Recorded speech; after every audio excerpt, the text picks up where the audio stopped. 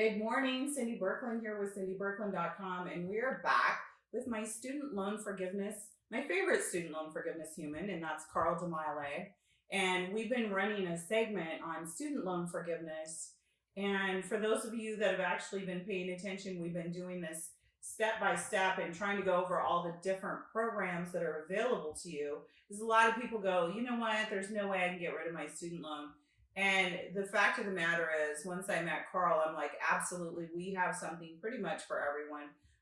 Very few people can't get their student loan forgiven, but it requires meeting with a professional. And Carl and I have teamed up. I do have a company called studentloanelimination.com, and it is on my website on cindybirkland.com. So if you do want to know more, it'll be up on the website. But Carl is handling all the student loans, all the forgiveness for our company, and he is a wealth of knowledge. And I just want you to, stick with him. He's got some good information today. And today we're going to be talking about public service loan forgiveness, which is really, really important. That will pick up a lot of people, right? Yes, Okay. that's probably the best debt cancellation program I've ever seen.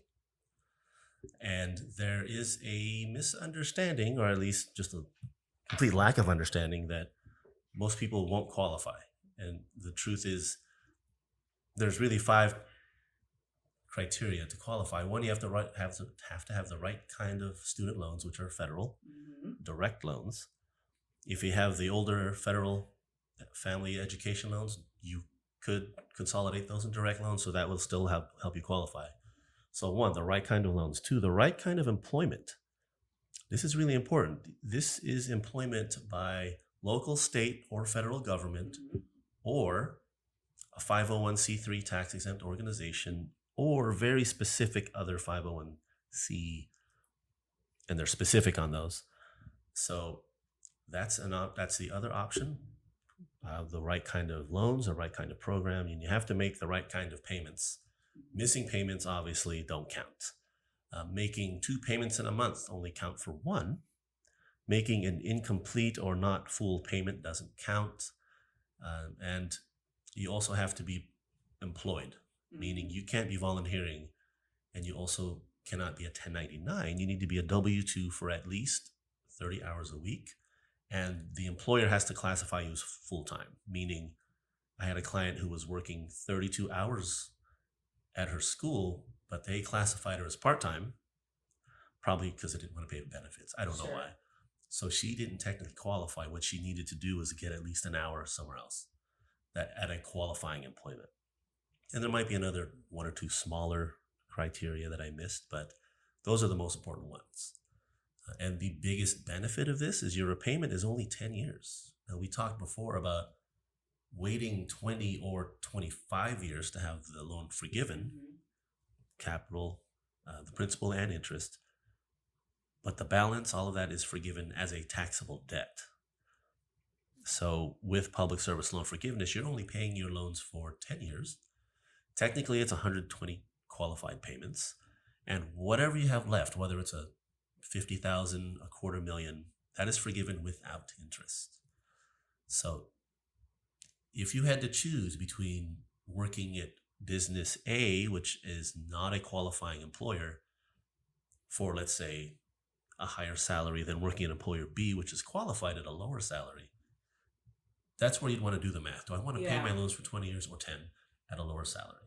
And that's really important. When you're meeting with someone like myself as a financial planner, a mortgage planner, when I see people with student loans, these are the kind of things that I discuss with people, because the bottom line is, okay, let's say you're making $5,000 to $10,000 less at this company. You're like, well, I don't want to go work there because it's less money. Well, if you're getting $150,000 in student loans forgiven, it's way more money. But who really knows this kind of stuff? Me. I mean, there's not a lot of financial planners and advisors that are this, low to the ground on student loans. But again, I created my company years ago because I saw it as a benefit to help my clients. So, it just took a little bit of research on my part, but that's what this really is about, is when you get with somebody that has the knowledge about money, like in so many areas, you got to listen and make better choices. And this, this is something that I provide as part of my services. And that's really important because the way student loan forgiveness or the repayment programs work, someone has to understand taxes because it's all based on your adjusted gross income. Yeah. Because I talked to people, they thought, well, I can just donate money to charity, a couple $1,000s to lower my taxable income. I said, that's true, but student loans are based on your AGI. So that isn't going to help you. And when you said earlier, getting a lower salary versus a higher salary, the lower salary will lower your monthly payment, which keeps a little bit more money in your pocket. And then we can also do other strategies for above the line deductions, like all the pre-tax contributions that you're familiar with. One thing I want anyone considering, or if you're already qualified for PSLF, you have to apply for it right now. Mm-hmm. Meaning you need to get your employer certified. That way you know for sure that they're qualified. But even more important, let's say you are already qualified, you've been working there for 8 years, and something happens. The business closes down, you get laid off, you can't work, or you get a better offer somewhere else that you can't refuse. Well, you are no longer in PSLF. You bank the 8 years, but now you have your 20-year, back in the 20-year program. And if those 8 years you have not planned for a potential taxable event, you're 8 years behind. So it's something I always suggest. Look, let's assume you don't qualify. Okay, you qualify now, but what if you didn't in 2 years? Let's prepare for it because tax against the IRS is worse than a student loan payment. Yeah, absolutely. I tell people, if you start, it's better for you to pay your student loan than to get in trouble with the IRS. And a lot of times we can get you out of the taxes. There's a way to do that too. Again, the bottom line to all of this is getting with a professional that knows about student loan forgiveness.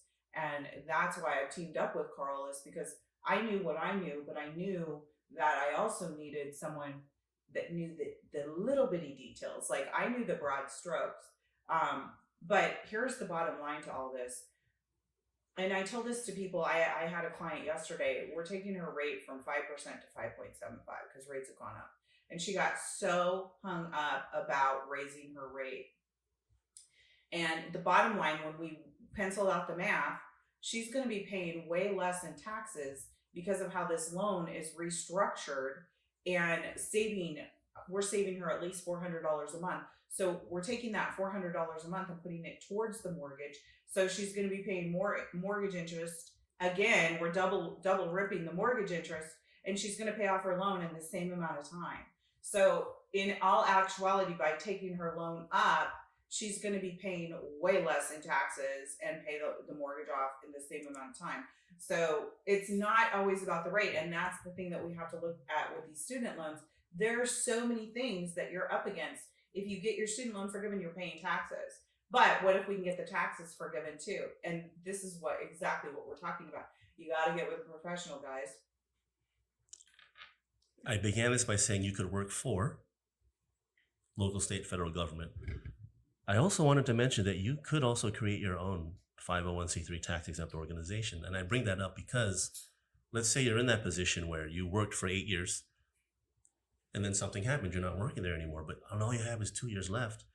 You have every right to create your own 501c3 tax-exempt organization. I'm specifically not saying nonprofit, and we can get into that later, but you can create that anytime you want, just as long as you work there 30 hours a week full time. And by the way, if you're an entrepreneur, you can always do what's called cause marketing, where you have a business that supports a nonprofit that could be yours. And I just called it a nonprofit there because that's the language they speak. But cause marketing is where you have a for-profit business that supports a charitable purpose. And you could run both. I mean, entrepreneurs work from 1 to 5,000 hours a week. Just carve out 30 of those for your tax-exempt organization's charitable purpose, and you could be an entrepreneur that qualifies for public service loan forgiveness without having to work for the government or anyone else. Great option. Awesome. Well, and guys, I just want you to know that Carl, if you can't tell, he's a bit of a brainiac. He understands this stuff like the back of his hand. For me, we can really get into the weeds on this stuff, but there are so many details on this, and it's really important that you have somebody that knows what they're doing going through this. And I have been talking to CEOs out there, professionals. They've got doctor's degrees, but those doctor's degrees came with a price, and they're like, Cindy, I never thought in a million years I could get rid of this. And I'm like, you got to get a hold of us, because if I'm saving you $1,200 a month, $1,500 a month, what would you do with that money? It's incredible what can be done. Oh yeah, and if you do it now, you have time on your side to grow it faster. That's right. Just the nature of money. That's right.